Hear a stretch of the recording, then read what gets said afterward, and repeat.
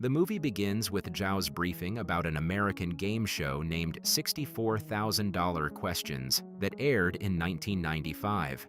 Audiences bet on the answers, but due to limited technology at that time, live broadcasting faced some delays. These delays allowed people to manipulate the betting odds. She talks about a man named Pan Sheng with a master's in computer engineering. He's an expert in internet and information safety. Pan Sheng walked into a meeting very excited. A colleague congratulated him on his promotion, but he told him to wait until the official announcement. The announcer then says that the promotion is to someone called Kevin. Pan tells his colleague that he's going to quit and that he's got a job at Firefly, a Singapore game company. He left the hall throwing his ID. As they fly to Singapore, a man named An Junkai asks who will join the Firefly company. Pan stops him and tells him his name.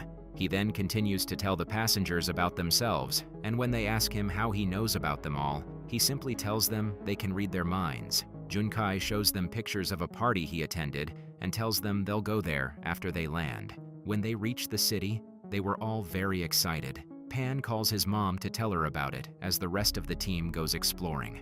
Soon a group of people approach them and start beating them brutally. Pan and Junkai hear them screaming and start to run away, but the gang chases them. Soon, we learn that Junkai is with the gang. Once they reach a place, a man named Lu Bing-kun introduces himself and tells them he's in charge. The place has a diverse range of business operations. Many people are working on different floors, and Lu explains the salary they'll be paid as per their job. Mobile devices are prohibited, and no external communication is allowed. The last place they visited was an online game, and beautiful ladies were working there. At lunch, Pan and the other guys come up to Lu, and Pan asks if what they're doing is scamming before, says he's not interested, and asks Lu to let him leave.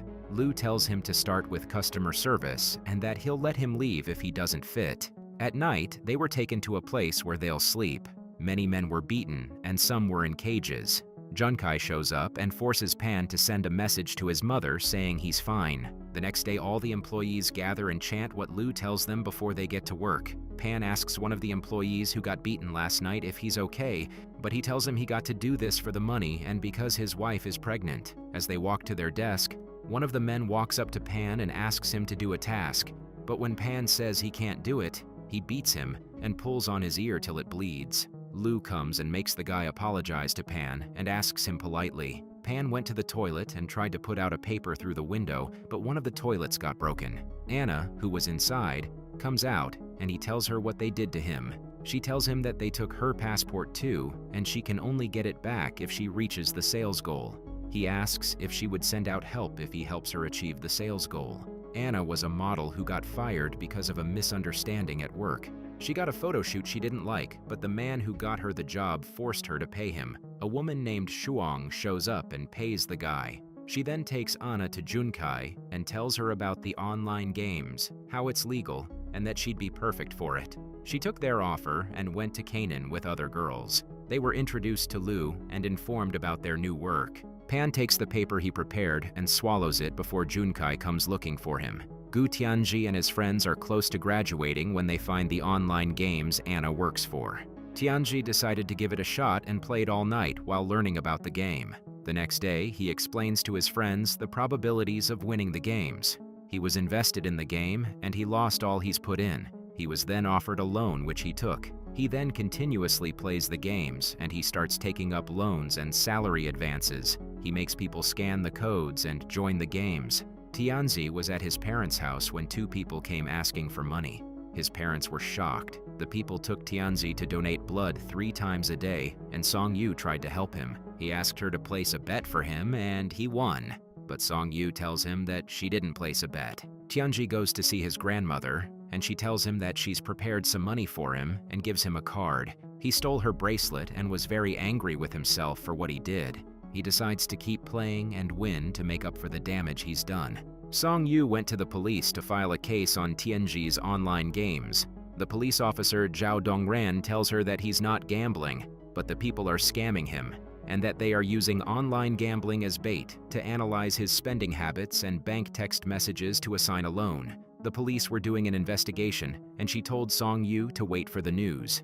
Tianji is in his room and his mom gets in to bring him food, but he locks her inside and asks for his phone. He starts breaking things and blackmails her, saying he'll kill himself if she doesn't tell him where his phone is. He went ahead and set up his parents' house to loan money. He then sends it all to Anna and waits to gamble. In the meanwhile, the money he sent is being withdrawn from all over the country with people hired by Lu.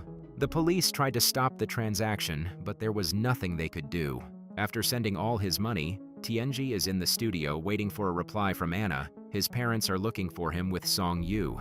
Soon he learns that Anna has blocked him. His parents and Song Yu find him, and he closes the door on them. His friend tries to calm him, saying that they can start over, and he goes to open the door. But Tianji has given up, and he jumps off the balcony as his parents and Song Yu are looking. He was badly hurt and taken to the hospital. On the other hand, Lu and the whole employees are celebrating their new achievement. Lu calls out Anna for her contribution, and Pan too, since it's his birthday. He then tells the crew to play a game where they pick up money using their chopsticks. Anna asks Pan not to leave and make money with her. Lu was looking for Anna, and he gave her passport back, but he offers her a better deal and asks her to marry him. As he was forcing her to do something for him, Pan knocked and told him that he wanted to work with him. He offers him an app, and Lu pays him. Pan asked for his laptop and hard drive. Anna slept outside as a punishment, and Pan was talking to her when Lu showed up with his daughter. Pan wrote a number on one of the cash bills. Junkai took the employees to the city to take pictures that they'd send to their families. Anna takes the money Pan wrote on, and she tries to give it to a receptionist but doesn't succeed. Pan got promoted to a positioner, and the hustlers were all laid. Pan gives some cash to the guy whose wife is pregnant. But soon, Lu tells Pan they were not released, but sold. Junkai takes the money from the guy to buy cigarettes and finds out there's writing on the money. He takes it to Lu, and Lu confronts everyone asking who wrote the number on the bill. Both Anna and Pan say they did it. Lu orders his guys to beat Pan and break his leg. As for Anne, Junkai was ordered to pull out her nails. When being driven to the place they stay, Anna jumps out of the car when she sees a police station. She gets in and tells the officer about being kidnapped. He gets up and calls Lu's guys to come pick her up while the other locks the door. They locked her up and Junkai came to get her. They put her in a sack with stones and dropped her in water. They pull her out and Junkai gives her passport and his coat before he sends her away on a boat. Song Yu is volunteering to raise awareness on internet fraud when she runs into Zhao Dongran. She tells her what happened to Tianji. She tells her that she feels regret for not placing the bet like he asked her to, but Zhao tells her he would have never won. A card is placed on Zhao's car with a picture of Anna, and the police department starts looking for her. Junkai shows Lu a video he took of Anna being thrown into the water. Zhao learns that Anna's been sending out messages to customers with hidden words that say she's taken by force. Anna goes to her mom, but a man approaches her. She starts to run, assuming they are fake cops. They start to chase her, and one of the guys shows her his ID and tells her Shuang is arrested for fraud. Lu tells Pan that there's a loophole in the software and that he needs to fix it. He shows him a video of Anna and takes him out of his cage to fix the error. Anna was taken to a seminar organized by Song Yu and her team about internet fraud. Zhao asks where she's been for the past months, but she lied, saying she was in town. People gave out their encounters with the online games. As Song Yu was making a speech, she saw Anna. They take her to see Tianji, who is in a deep coma, and tell her what happened to him. Zhao tells her she knows that she was forced and shows her a picture of Pan, asking if she knows him. The police department goes to the city where the fraud is being committed and starts their investigation. They were able to find Junkai and the exact place where Pan and the others were. They were able to identify criminals working with them from the streets. They got into the place, but they couldn't find anything as they were one step behind.